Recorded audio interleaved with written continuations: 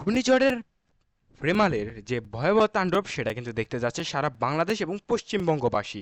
কারণ এই মুহূর্তে কিন্তু এটি অবস্থান করছে বাংলাদেশের খুবই সন্নিকটে এবং বাংলাদেশের বেশ কিছু এলাকা, বিশেষ করে পায়রা সমুদ্র বন্দরকে কিন্তু অলরেডি 3 নম্বর সতর্কবার্তা দেওয়া হয়েছে। অর্থাৎ আপনারা জানেন যে এই ঘূর্ণিঝড় রেমাল কিন্তু ভয়াবহ আকার ধারণ করতে পারে, বিশেষ করে এর যে অতিবৃষ্টি, মাত্র অতিরিক্ত বৃষ্টিপাত হতে পারে বিশেষ করে বাংলাদেশের বেশ কিছু এলাকা, যেমন বরিশাল, খুলনা, ঢাকা, কুমিল্লা, ময়মনসিংহ, তারপরে হচ্ছে রাজশাহী, মেহেরপুর, এই এলাকাগুলোতে, রংপুর, সিলেট এবং চট্টগ্রাম। আমি আগেই বলে রাখছি, রংপুর, সিলেট, চট্টগ্রাম, মহেশখালী, বান্দরবান, খাগড়াছড়ি, রাঙ্গামাটি, এই এলাকাগুলোতে একটু মোটামুটি কম প্রভাব থাকবে এই ঘূর্ণিঝড় রেমালের। এছাড়া বাকি প্রত্যেকটা এলাকাতেই বেশ ভয়াবহ তাণ্ডব চালাতে চলেছে ঘূর্ণিঝড় রেমাল।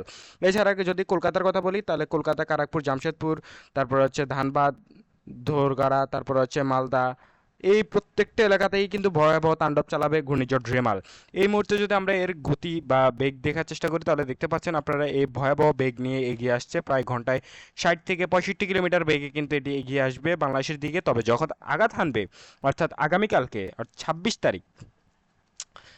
তারিখ ঠিক দুপুর নাগাদ কিন্তু এটি আঘাত হানবে বাংলাদেশের উপকূল, বাংলাদেশ এবং কলকাতার উপকূলবর্তী এলাকাগুলোতে, বাংলাদেশের খুলনা এবং কলকাতার যে হলবাড়িয়া রয়েছে এই এলাকাগুলোতে কিন্তু এটি আঘাত হানবে। বাংলাদেশের যে এলাকা দিয়ে এটি প্রবেশ করবে সেটা বলছি আমি, এই মুহূর্তে দেখতে পাচ্ছেন, তাহলে সেখানে আপনারা দেখতে পাবেন পাথরঘাটা রয়েছে, তারপর রয়েছে সায়েমনগর, এই এলাকাগুলো দিয়ে কিন্তু এটি প্রবেশ করবে এবং প্রবেশ সময়ের গতি থাকবে কিন্তু ঘন্টায় প্রায় 65 থেকে 70 গড় থাকবে এবং সর্বোচ্চ লক্ষ্য করা যাবে 85 থেকে 86 কিলোমিটার বেগে এটি প্রবেশ করবে।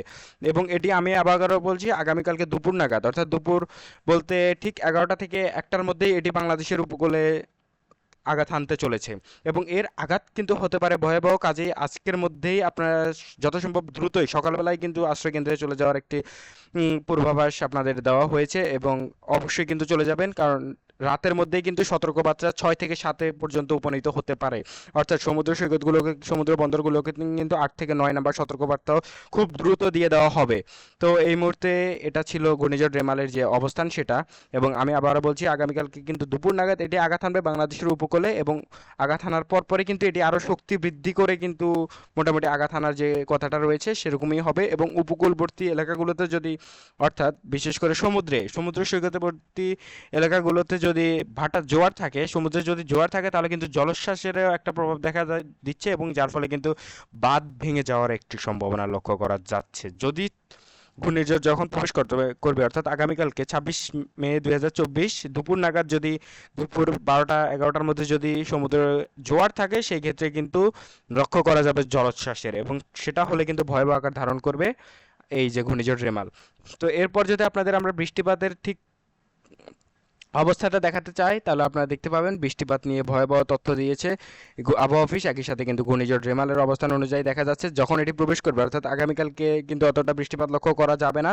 মোটামুটি বাতাস থাকবে এবং ঝিরিঝিরি বৃষ্টি প্রচণ্ড গতিতে বাতাসের কারণে এগিয়ে আসবে। তবে সর্বোচ্চ বৃষ্টি লক্ষ্য করা যাবে আগামীকালকে রাতের ঠিক 9টার পর।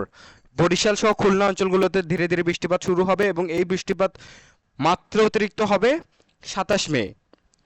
আপনাদের বলে রাখছি যে এই ঘূর্ণিঝড় রেমাল কিন্তু খুব দ্রুত অতিক্রম করবে না বাংলাদেশকে।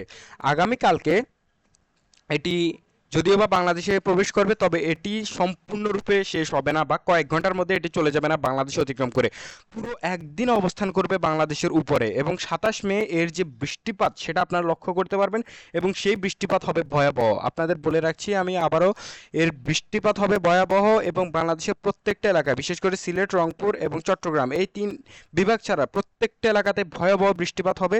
এই বৃষ্টিপাত হতে পারে স্মরণকালের সর্বোচ্চ। এবং 28 মে রংপুরে বৃষ্টিপাত লক্ষ্য করা যেতে পারে। এবং এই আমরা সাধারণত দেখি যে উত্তরাঞ্চল, বিশেষ করে রাজশাহী অঞ্চল কিন্তু ঘূর্ণিঝড়ের প্রকোপে পড়ে না, কিন্তু এই ঘূর্ণিঝড় অর্থাৎ ঘূর্ণিঝড় রেমাল কিন্তু একদম রাজশাহীর কেন্দ্রে অবস্থান করে কিন্তু ভালোভাবে রাজশাহীকে বুঝিয়ে দিবে যে কত জানে কত চাল। অর্থাৎ ভয়াবহ অবস্থা হতে যাচ্ছে যদি না আমরা অগ্রিম সতর্ক হই। এবং অবশ্যই কিন্তু আমাদের আশ্রয় কেন্দ্রে চলে যেতে হবে যাদের ঘর বাড়ি, যে কাঁচা ঘর বাড়ি রয়েছে তাদের। তো এই ছিল এই মুহূর্তে ঘূর্ণিঝড় রেমালের লাস্ট আপডেট। সবাই ভালো থাকবেন এবং ইনশাল্লাহ সকলে সাবস্ক্রাইব করে রাখবেন যাতে সবার আগে আপডেটটা পেয়ে যান ঘূর্ণিঝড় রেমাল সহ আবহাওয়ার।